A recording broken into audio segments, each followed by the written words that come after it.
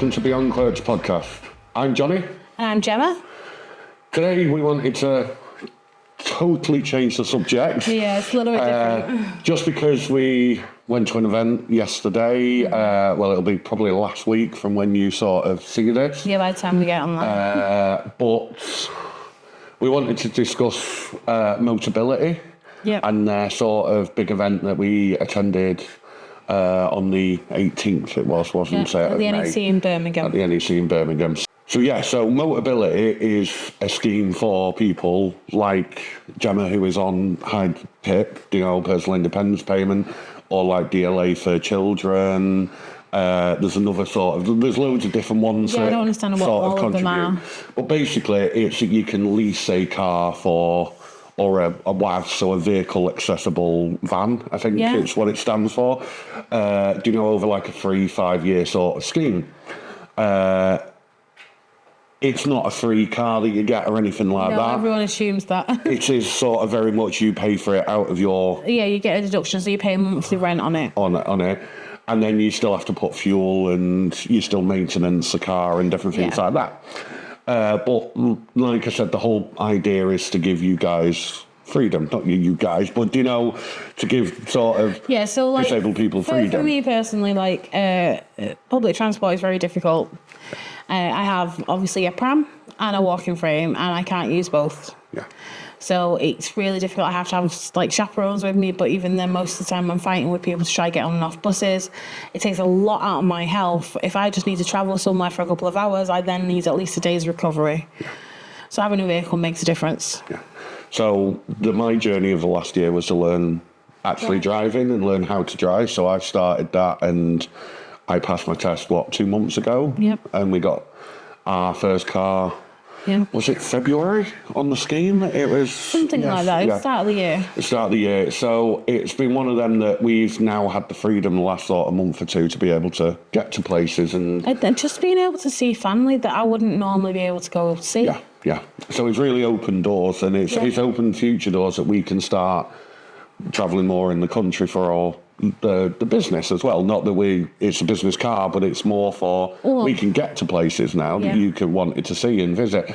So going back to that, they run so many events a year. It's like Birmingham, I think it's Exeter, Harrogate, and one up in Scotland, if I remember. So it kind of covers the whole sort of thing. We wouldn't have been able to go to these events without having the car.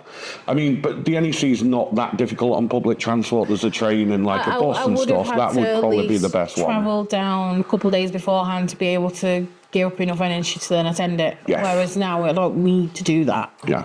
So we actually kind of made a bit of a weekend of it, didn't we? We went and stayed in a very nice hotel and then... on the Friday night, and then travelled there in the morning. So which really helped because it meant it was a short journey for me, which meant I then had energy to actually attend the event. So at the actual event, they basically have, I think it was over 80 car manufacturers. Something like that. That are on the scheme, and they all brought 2 or 3 of their cars that are on the scheme for you to have a look at. And then there was, I would say, probably about 40, 50. WAV. I'm going to keep using the word term WAV, but it's the vehicle operated. So the more the vans, they had loads of manufacturers. There was loads of power scooters there, and then loads of wheelchairs and the adaptation teams. Yeah, they were for amazing. Other stuff and things like that. But so we wanted to go to it. One, because we just sort of joined the scheme and we kind of wanted to see what the community was about. And obviously, with my condition, I've been told eventually I'm going to be in a wheelchair, so we kind of wanted to see what the options are moving forward. Going forward and stuff like that. One of the other things was that we found when looking for our car that we have was trying to get to car dealerships on public transport. Now don't get me wrong, there are ones on main strips, main roads, main bus routes and stuff like that, but they are very much... They tend to be more if you're a driver to go and park up and then go in more for that. rather than actually come in on a bus and public transport. Because even on a bus, you then have to walk through an entire car lot. to get to the office. Yeah, to actually see the cars and stuff like Well, that. I ended up quite ill when we were looking at cars Yeah. because it was such hard work for me. Well, we did it over a couple of months. It was, you kind of, not necessarily got annoyed, but you got fed up with me doing loads of research and going, look at this one, look at this one, look at this one. And it was... well, no, the problem is as well, because I've got memory problems, I was forgetting which car we'd originally looked at, so it became a lot harder. So there were some dealerships that we just couldn't even get to in, the Stockport, Manchester area where we're based, because they're not accessible via public transport. So it was one of them that we decided on our car, and we're very happy, we love our car sort of thing and with our choice.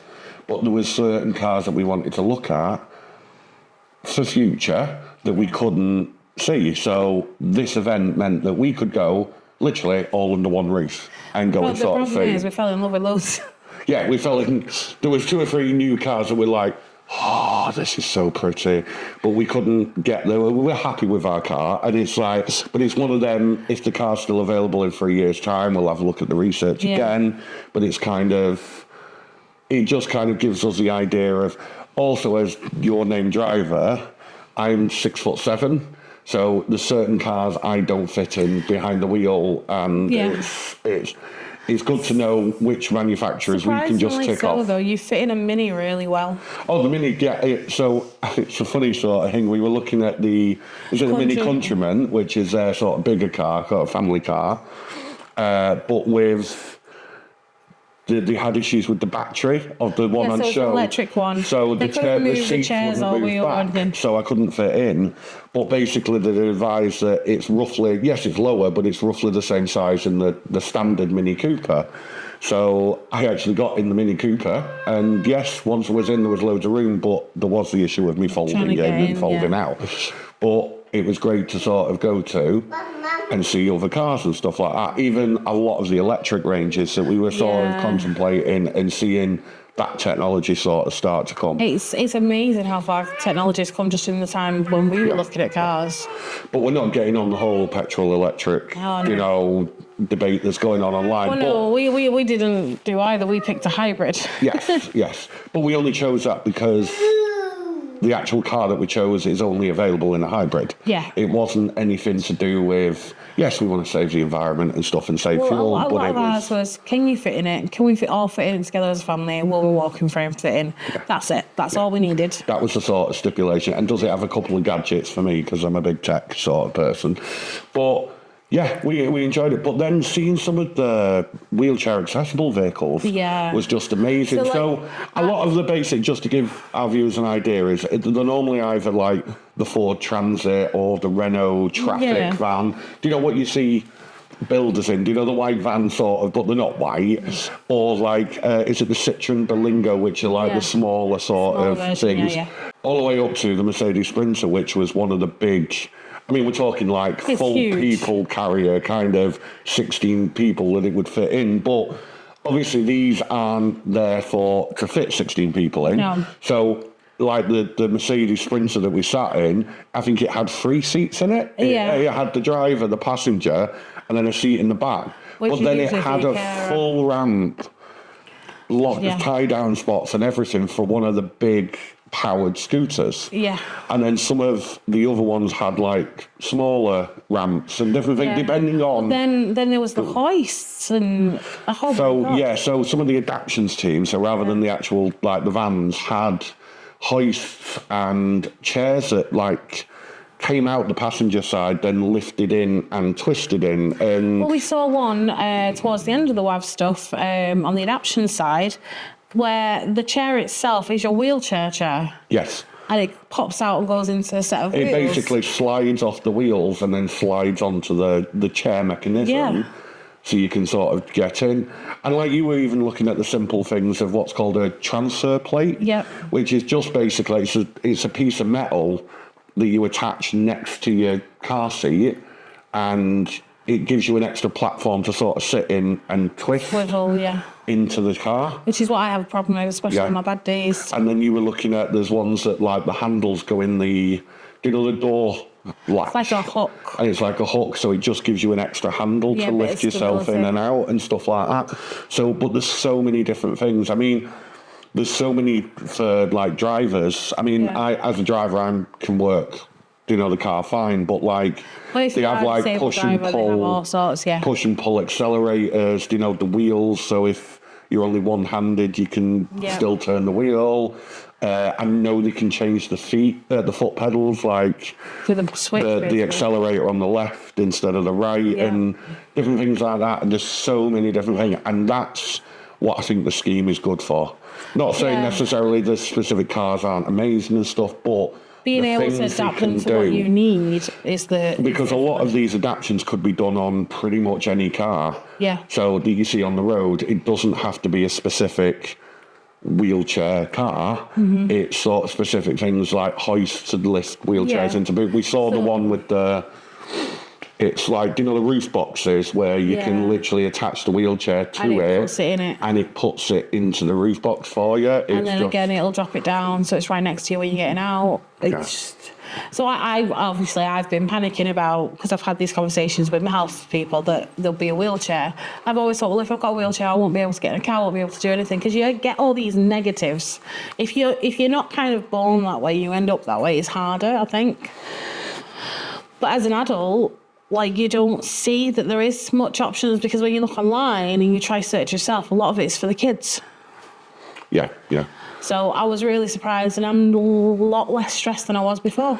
And you had a really nice conversation with one of the powered wheelchair teams, because obviously lovely. ultimately Gemma will probably end up in a wheelchair at some point, whether it's a powered scooter and stuff. I mean, I'm already 15 years after the date they said it was going to happen, so I'm still Well, one of hoping. your biggest worries is because of your size Yeah. as a plus size person, that they wouldn't do Yeah, and she... in the weights, because you've probably seen yourself, some of the smaller scooters are like tiny and they fold Yeah. and stuff, and like anything like bikes or anything always have a weight limit, don't they? And Yeah. it's kind of even myself, I'm So- normally above that weight limit. So, for like, one of things, the ones I so fell in love with, she was like, it goes up to like 39 stone. I'm like, well, I'm nowhere near that, so I'll be fine. But you do even get our that. chairs for the office that we had to get, Yeah, these are XLs. these are the XL Secret Labs that we had to sort of, oh yes, well we can fit on them because of my frame and size. It's like,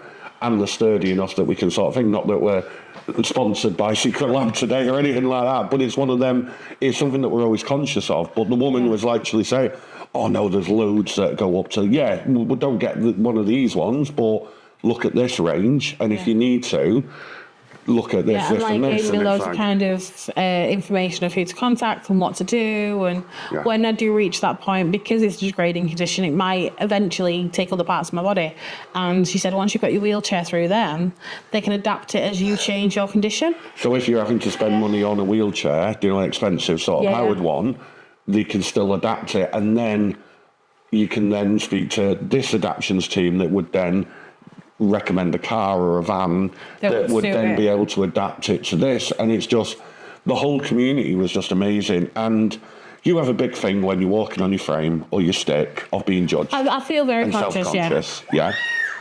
As somebody thinking, and it was one event that you didn't, Yeah, I actually felt really relaxed for the Yeah. first time in a long time. that you really actually could just be yourself and enjoy Yeah. sort of thing. And it's like, because if anything, I was the minority. Yeah, definitely. Yeah, there was so many people on scooters, wheelchairs, everything like that, and the age range. Everyone thinks Motability is Oh, no, sort of yeah. older people and different Like, things, those but the age toddlers range. right up. Yeah, literally all the way from kids in wheelchairs that were being tried in cars Yeah. to, I think there was a 78-year-old sort of woman Yeah. on a thing, and it was amazing. We also had a great chance to speak to the Mobility Lifestyle magazine Yeah, team, they were lovely. run the sort of, I think it's a quarterly magazine off the Yeah. top of my head, which But sends they- out to every Mobility. They also run a podcast. But they also run the Lifestyle Podcast, which is their sort of thing. So if you are sort of thing, you follow, it's a Motability Lifestyle magazine on Instagram, and the links to their sort Yeah. of podcasts and stuff are there. But we are hoping that maybe a collaboration at some point we were Yeah. discussing. So whether it's us on there or them on us, but we're really intrigued on Yeah. sort of thing. And we're happy to be part of the community, and we want Yeah. to be more involved, don't we? So I think for me as well, being part of the community is really helping me accept kind of the changes in my life and how I'm kind of developing. Because for quite a while I was struggling, no offence to you, but having normal people around me who don't have mobility issues, trying to explain the problems I have or the fears I have. And you're very understanding, but you'll never see it on the same side. So having that community there go, yeah, I'm the same, I get it, is amazing. I also think us as a business being one of the few sort of disabled friendly and disabled advocates. Yeah. As a photography studio, we want to sort of especially be in that community and working well with that and let people know that there are spaces for them. Yeah. That it is. Because as much as I think the world has changed towards disability, I still don't think it's quite in the right place. No, it's not quite there yet. Yeah. I mean, there's certain places, as my mobility has got worse, that I know I can't go to, I can't access. I mean, we've kind of discussed it on one of our first episodes of like a lot of studios you can't attend, a lot of every event, every concert, everything that we go to, we have to think of what's the accessibility like. I mean, we were going for a meal with my family. Yeah. Not that long ago, and it's like, oh well, the venue that we booked is great. You know, the restaurant that we've gone to is fine, but there's going to be a flight of stairs. Is Gemma going to be all right? And I mean, family asked me that question. Yeah, and they moved it downstairs, which was lovely of them. But not always friends and other people will. Yeah, I mean, it's one of them that I have been invited to things where there's literally a massive flight of stairs. There's no way I can physically do it, and I'm like, I'll have a drink with you down here, and then I'm going to get going. Yeah. Even the hotels that we rung, they were lovely. You know, to speak to, because we booked it quite last minute, but we don't like booking a disabled room. It sounds awful. We don't tend to book a disabled room because everything's low to the ground, because it's more, a lot of hotels are more designed for wheelchair users rather than... It's not just hotels, a lot of places when you try to book disabled friendly, they're all about someone who's in a wheelchair. Yeah. And I can't bend down to those surfaces. And it's hilarious for me being 6'7", trying to use a mirror that's like finishes here on me. But it's one of them that, so we tend to just book a normal room. Well, we booked a family room, but then we asked for it, could it be on the ground floor? Because we weren't sure if there was a lift or not. And we said, you just kind of physically help me with stuff if I need you to. Yeah. I think the only time we'd really go disabled is when I do get to a point where I'm in a wheelchair. But a lot of people don't have to deal with that. You go online, you book a hotel, and it's done. Yeah, I remember those days. It was so much easier. Yeah. I didn't have to panic. I didn't have to worry about, how things are. I mean, we went on a holiday in December, and on the pictures, it looked like it was perfect. That there'd only be a set of stairs to go in, and then I'd be fine for the rest of the time in my accommodation. When we got in the accommodation, there was a full spiral staircase. So basically, Gemma was not stuck, but you were literally on one floor. That was it, yeah. But this is what we sort of have to, every time we go to do something, we have to sort of not plan, but you have to kind of think ahead. Yeah, and it's great that, I mean, what we turned up at the NEC, there was a special sort of directions. We had all accessible parking. Yeah, it was amazing. I mean, literally, they took over another hall, didn't they? Yes, they took over another hall as disabled parking, but then... I mean, we were quite lucky. We were near the entrance, but if you got parked on the far side, there was a little... They had like people in golf buggies coming and picking people up and dropping them off. Yeah, that was amazing. It's kind of... I mean, obviously, because of the type of event it was more geared towards that. Like, at the back of the actual venue, they set up extra accessible bathrooms, and it was amazing. I've never been to an event where I've not had to worry. Yeah, it was... I'm glad that they do that sort of thing, and I hope I'll definitely be more interested in going to more events with them, even if it is not necessarily to see the cars, but just be part of the community again and stuff like that. And it's like, well, we just wanted to kind of, I know it's a bit off topic from the photography and the cosplay and the studios and stuff, but... Well, no, it really isn't for me. I think it's letting you know that we're not just saying that we're disabled friendly. We're disabled friendly for a reason. Yeah. We understand. But we wanted to sort of give you that bit of background because a lot of people don't know it. And I know, and I mean, on camera, you can't tell I've got anything wrong. Yeah. It's one of the things that I've had quite a lot of negativity of, because I do on a lot of my platforms, it says I'm a disabled mother, photographer, etc. And they're like, oh, but you don't look disabled, because that's still a thing as well. Yeah. It's not until I got to... We do get judged when we park up at a supermarket still, because even though Gem does tend to have a stick and stuff, but because we're I mean, we're not getting younger, but because we're relatively young, there is that sort of look. Yeah. And especially as me as a driver getting out, Yeah. I've noticed it a few times because I'm not disabled, Yeah. but I'm Gemma's nominated driver, so it's really weird how you kind of can see it. Yeah. But we love the scheme, we love the car. It's not for everyone. It's completely voluntary. It's not like if you get these benefits you have to have a mobility car or a scooter or whatever. Well, no, the thing that they don't do though is you can either have one or the other. Yeah. That's one thing that throws me a bit, because I can have the nice car, but then I'm going to have to find the money to get the wheelchair. It's not all government handouts and all these things that people think. You have to fund these things. You have to find the money. There's certain cars that are sort of not free, but you just pay the monthly lease. But then there are cars that you have to pay an advance for. I mean, one of the big fans. We're just being silly. We were looking at this van because we were like, oh, I want to see the luxury. Yeah. But it was 33,000 you'd have to pay up front. That's your prepayment. And then it'd still be your monthly fee. Yeah. Yeah. So it's not all free. It's not all, a lot of people complain that these disabled people get this and the other. They don't get any extra help. It just kind of helps you, boost you a little bit, because I can't work full hours. And if I didn't have that, then we wouldn't pay our bills. No. It just gives you that little booster. It doesn't do anything spectacular like everyone thinks.